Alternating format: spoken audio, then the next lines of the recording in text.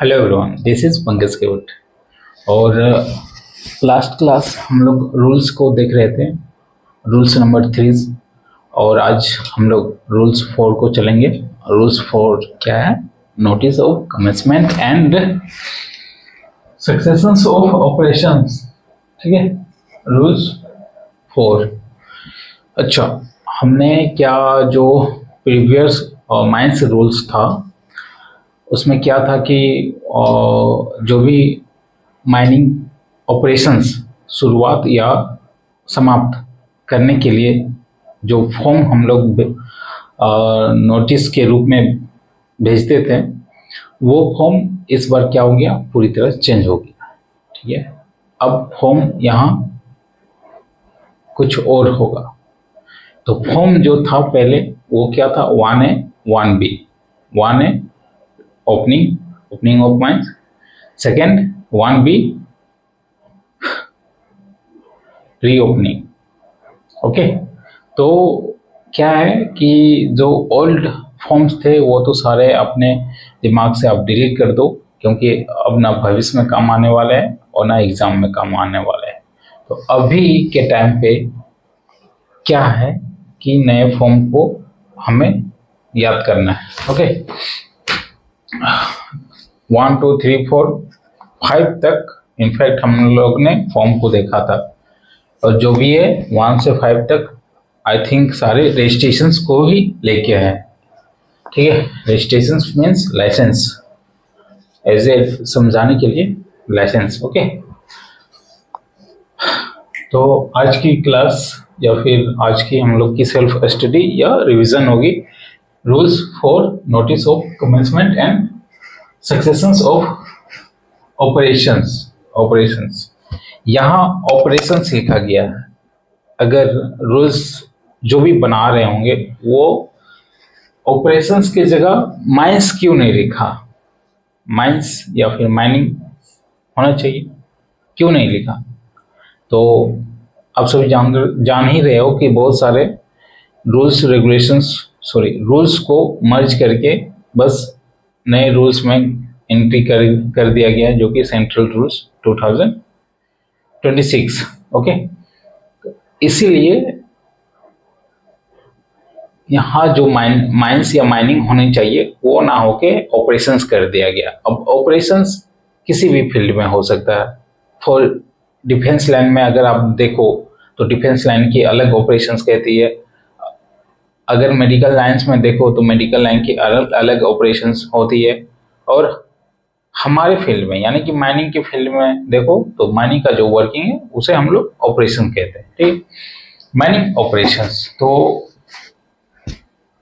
अब हम स्टार्ट करने से पहले कहने का मतलब है कि कोई भी ऑपरेशंस शुरुआत करने से पहले या फिर कोई भी माइनिंग वर्किंग शुरुआत करने से पहले हमें तो किसी से परमिशंस लेना होगा ना, किसी से आज्ञा अनुमति लेनी होगी ना, अदरवाइज तो ये अनलीगल हो जाएगा। तो उस परमिशंस के बारे में रूल्स 4 में जिक्र किया गया है। ओके, देन आफ्टर क्या है कि ऑपरेशंस कंप्लीट होने के बाद माइंस को क्लोज करना हो तो क्लोज के भी जिक्र रूल्स 4 में की गई है। ओके, रूल्स 4 को शुरुआत करने से पहले आप दो फॉर्म के बारे में जान ले। Form 6 and form 7। ये जो 6 है एक तरह से ये भी स्टार्टिंग यानी कि आरंभ करने की फॉर्म है, बट ये आई थिंक माइंस या फिर माइनिंग के लिए यूज नहीं होगा। यूज होगा ये कौन सा? फॉर्म 6। तो फॉर्म 6 क्या है? ये शायद होगा notice of commencement and successions या फिर रीओपनिंग क्लोजिंग समथिंग। तो पूरी तरह से हम लोग चलिए फॉर्म को देखते हैं। हमें भी याद नहीं है अभी फॉर्म। तो ये फॉर्म है notice of commencement oblique reopening oblique successions. हमारे साथ साथ आप भी रिपीट कीजिए, notice of notice of opening, notice of commencement आरंभ,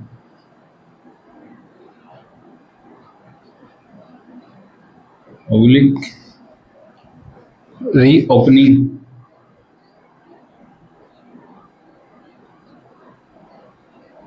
oblique cessation, CESSA,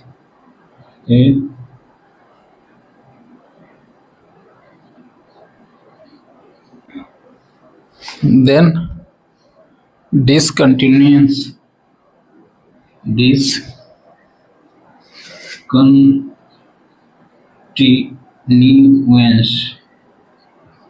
oblique abandonment of minds, abandonment of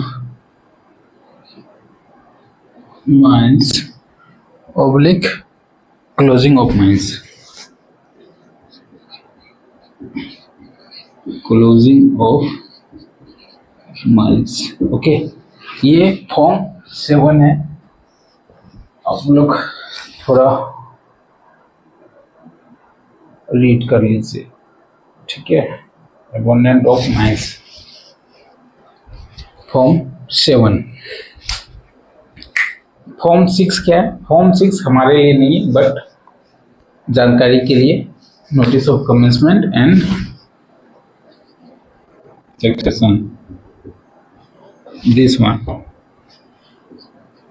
notice of commencement and successions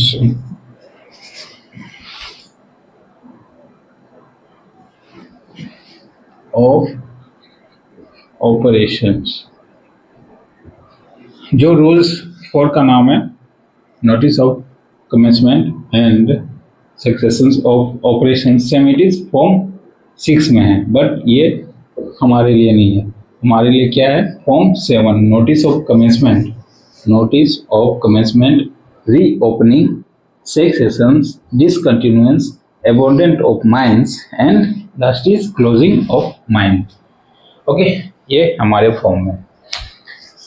तो overall 2 form हमने यहाँ देखा, एक बार फिर से आप रिपीट कीजिए हमारे साथ। Form 6 notice of commencement and succession of operations, ये हमारे लायक नहीं है या हमारे लिए नहीं है। ये फॉर्म 7 हमारे लिए है, notice of commencement, reopening, succession, discontinuance and abandonment of minds and closing of minds, ठीक है। तो ये हमारे लिए, और ये जो फॉर्म है, इस फॉर्म की जिक्र कहाँ होगी? इस फॉर्म की जिक्र रूल्स नंबर 4 में होगी। रूल्स नंबर 4 के साथ साथ अगर नए OSH वर्किंग कोड की आप बात करो तो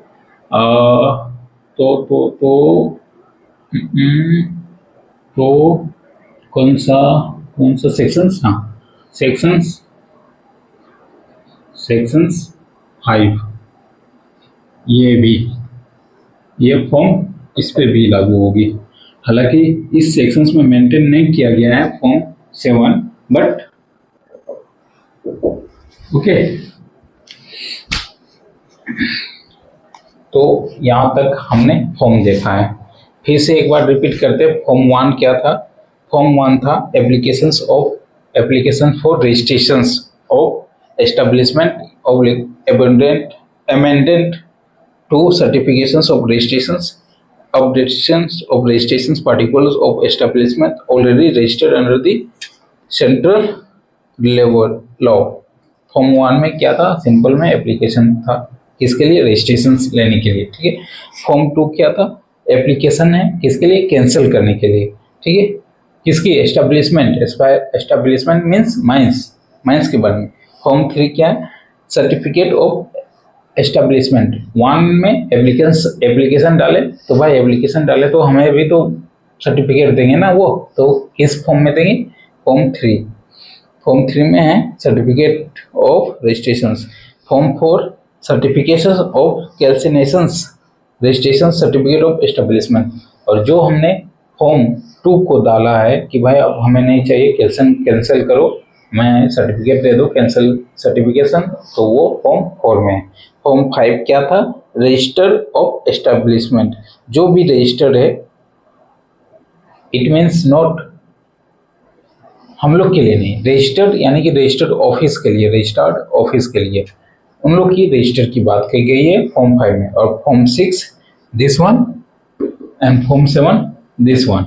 ओके, तो अब तक हमने फॉर्म 7 तक कंप्लीट किया है। जैसे जैसे रूल्स में जिक्र होगी फॉर्म की, हम लोग वैसे वैसे आगे बढ़ेंगे। तो यहाँ तक ओके, रिमेंबर, क्लोज। अब आते हैं हम लोग रूल्स 4 में, notice of commencement and successions of operations. इसकी जिक्र किसमें होगी? सेक्शंस 5 के।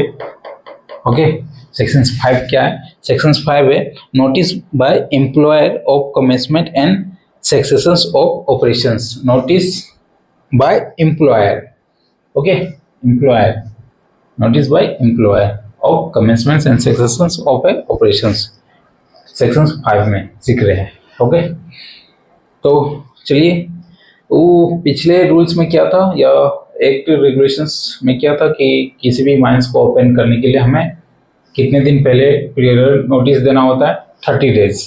तो यहाँ भी सेम इट इज है, नॉट लेस देन 30 डेज हमें नोटिस देना है, not less than 30 days prior notice देना है, not less than 30 days. Marker कम है क्या? इंक कर, हाँ थोड़ा बहुत मैं इंक करता हूँ। तो जिस तरह पहले का कंडीशंस था 30 दिन, यहाँ भी 30 दिन रखी गई है। ओके,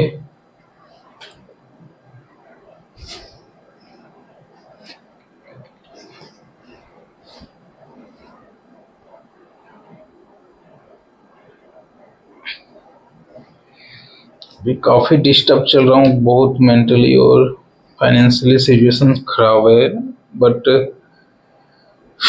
उम्मीद करता हूँ सब चीज़ अच्छा से हो जाए जल्दी, इसलिए कंटिन्यू क्लास भी नहीं ले पा रहा हूँ, और अपनी भी तो एग्ज़ाम है ना। तो ये हमारा ठीक है। अच्छा, कमेंसमेंट मतलब क्या होता है? ये इसका मतलब होता है प्रारंभ, आरंभ या प्रारंभ बोलिए, ठीक है। और ये सक्सेशंस समाप्त, समाप्त की शुद्ध हिंदी क्या हो जाएगी? समापन, समापन। ओके, प्रारंभ और समापन।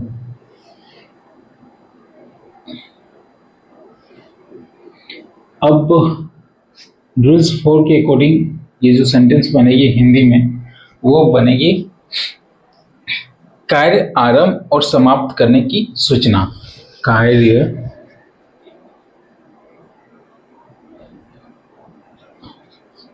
आरंभ, आरंभ है कि आरंभ है? आरंभ है, प्रारंभ नहीं होगा। इसकी दोनों को डिफरेंस बताता हूँ। कार्य आरंभ,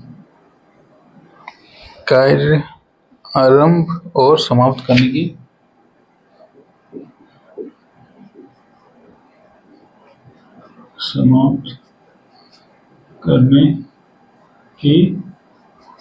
सूचना, ये इसका हिंदी में हो गई। कार्य आरंभ और समाप्त करने की सूचना। ओके, आरंभ और प्रारंभ में क्या अंतर है? आरंभ और प्रारंभ में क्या अंतर है? आई थिंक आरंभ जब कोई भी चीज स्टार्टिंग से स्टार्ट करते हैं, मतलब स्टार्टिंग से स्टार्ट नहीं, पहली बार जब स्टार्ट होता है तो उसको आरंभ कहते हैं, ठीक है। पहली बार जब कोई चीज स्टार्ट होता है तो उसको आई थिंक आरंभ करते हैं। और प्रारंभ वही चीज छूट गया हो साल 2 साल और फिर से उसको स्टार्ट कर रहे हैं, तो वो किस में आ जाएगा? प्रारंभ में, इसमें आ जाएगा। जहां तक मुझे पता है ऐसा ही होगा। तो इस पे हमें डिस्कशन नहीं करना चाहिए, हमें रूल्स की ओर चलना चाहिए। तो रीड कर रहे हैं notice rules number 4, notice of commencement and successions of operations. The employer की बात की गई है। The employer of establishment relating to contract labour और बिल्डिंग और other constructions work shall within 30 days of the commencement or cessations of operations of the establishment submit a notice in a form 6 to the registering officer and also inspector cum facilitator having jurisdictions in the area where establishment is situated। हाँ, ये notice करने की बात की गई है कि कोई भी काम को या कोई भी एस्टेब्लिशमेंट को आरंभ करने के लिए पहले हमें फॉर्म 6 में नोटिस देना है विद इन 30 डेज। और किन को? Inspector come facilitator, IF inspector come facilitator. Regional inspector था ना, उसी को चेंज करके फैसिलिटेटर कर दिया, ठीक है। और किसको देना है? रजिस्टरिंग ऑफिस या ऑफिसर है। Where are you? Hello registering officer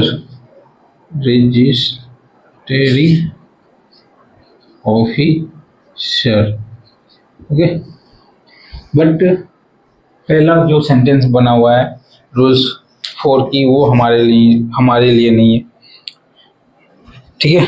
now second point is the notice of successions of operations under sub rules 1 shall be accompanied by a certificate stating the payment of all dues to the workers employment in the establishment has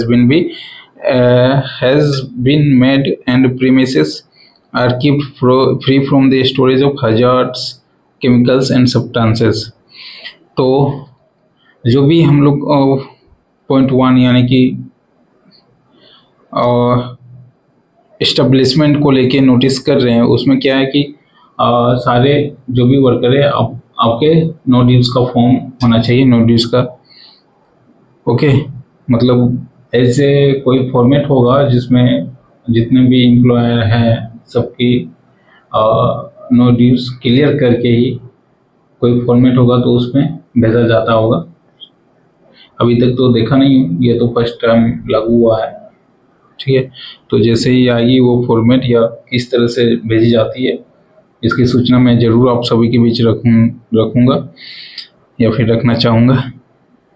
then after उसके साथ साथ एक ऐसा भी premises होगा जिसमें कि hazards bye chemicals और सब्सटेंस से नहीं होना चाहिए।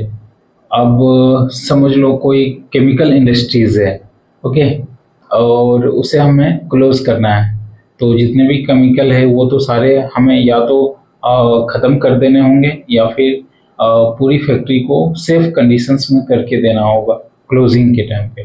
अब यहाँ माइंस की बात आई तो माइंस को पूरी तरह से सेफ कंडीशंस या ऐसा बना के देना होगा जिससे किसी भी तरह के खतरे या किसी भी तरह से कोई डेंजरस ऑकरेंस ना हो, ठीक है ना, हजार्ड ना हो, ठीक है ना।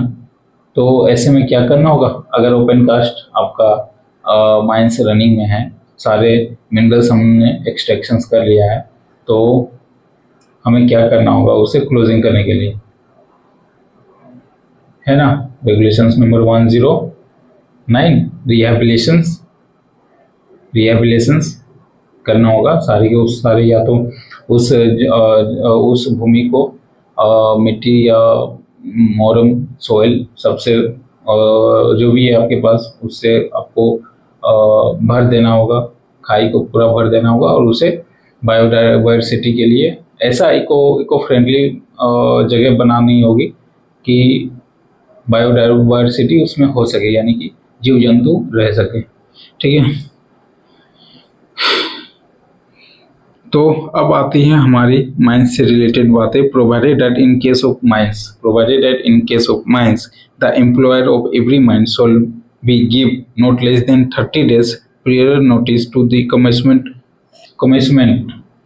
30 दिन से पहले, not less than 30 days of prior notice.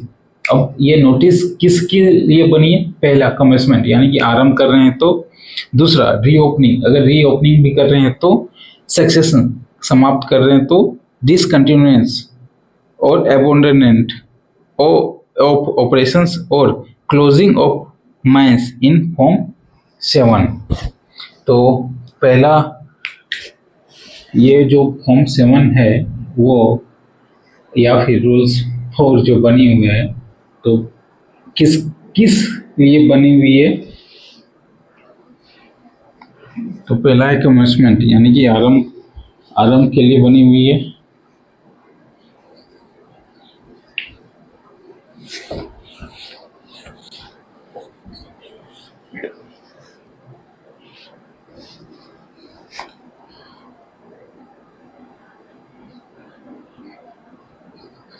Commencement के लिए ये फॉर्म और रूल्स बनी हुई है। दूसरा रीओपनिंग के लिए बनी हुई है। रीओपनिंग, डिसकंटिन्यू, सक्सेशंस के लिए बनी हुई है। देन आफ्टर 4 क्या है? डिसकंटिन्यूएंस के लिए बनी हुई है। डिसकंटिन्यूएंस। देन आफ्टर 5 क्या है? Abandonment of operations. Abandonment of operations. Then after closing of mines.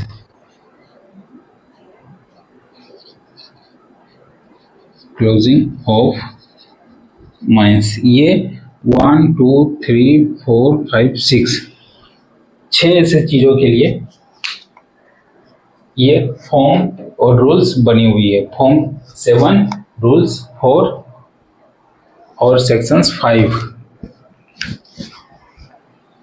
Form 7, rules 4, sections 5 किन किन चीजों के लिए? कमेंसमेंट के लिए, रीओपनिंग के लिए, सक्सेशंस के लिए, डिसकंटिन्यूएंस ऑफ माइंस, एबोंडमेंट ऑफ ऑपरेशंस और closing of mines.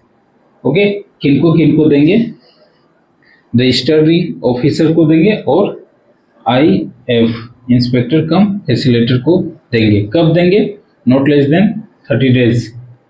Not less than 30 prior notice, not less than 30 days prior. Okay, ये हो गई।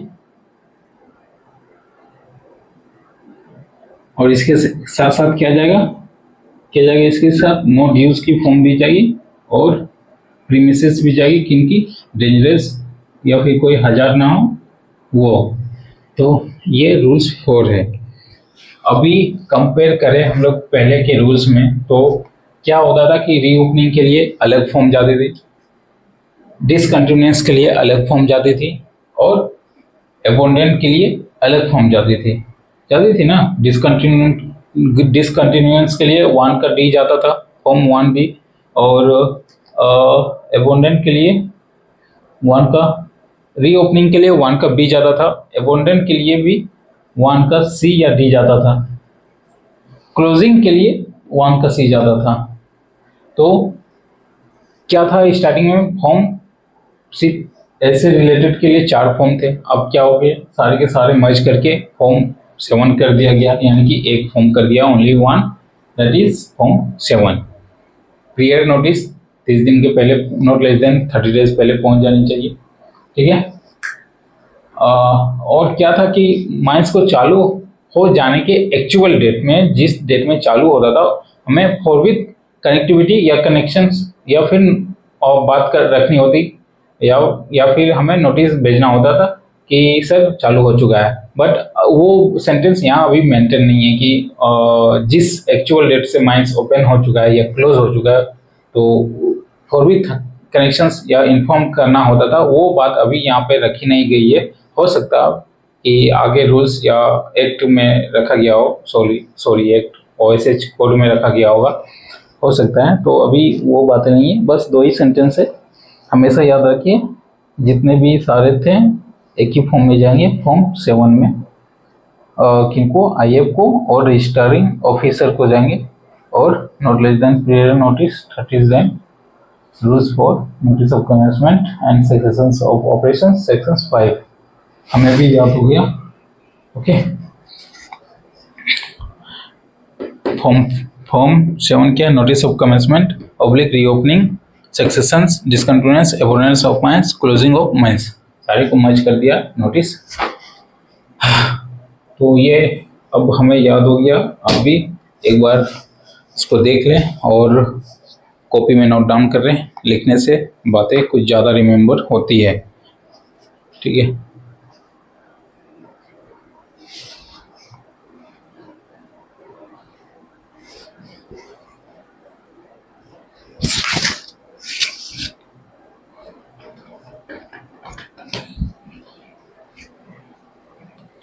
देन आफ्टर चैप्टर 3 कल हम लोग इंटर करेंगे, duties of employer and employee. उसके बाद rules 7 notice of accident and dangerous occurrence, ये बहुत लंबी है, आई थिंक 4 पेज की है। और notice of disease and employ 9, यानी कि कल की क्लास में हम लोग नए chapter duties of employer and employ के बारे में देखेंगे, रूल्स 5 हो गई। तो आज की क्लास यहीं क्लोज करते हैं। Thank you.